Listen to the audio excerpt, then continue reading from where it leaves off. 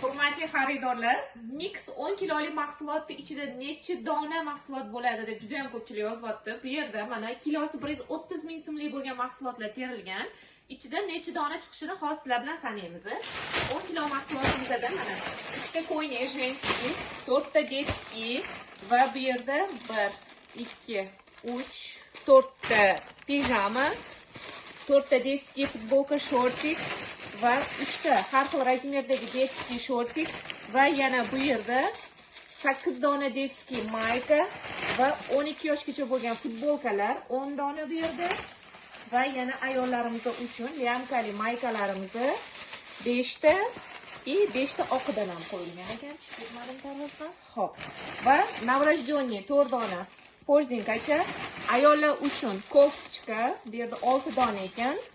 Va 1, 2, 3, 4 ta и 5, 6 ta Vinkiki brendidan pijama yangi uzun ishtoni bilan va yana koftichkamizda bahorgi 5 dona bu 8 yoshdan 10 yoshgacha bo'lgan qizchalarimiz uchun va muskul futbolkalarimiz 8 dona 2 xil rasvetkada va 10 dona ayollar uchun женский ro'molimiz. Hammasi bu yerda kalkulyatorga qo'shib chiqsanglar bo'ladi. 90 dona mahsulot bo'ldi. Atiga 1 million 300 ming so'mga 10 kilo mahsulot.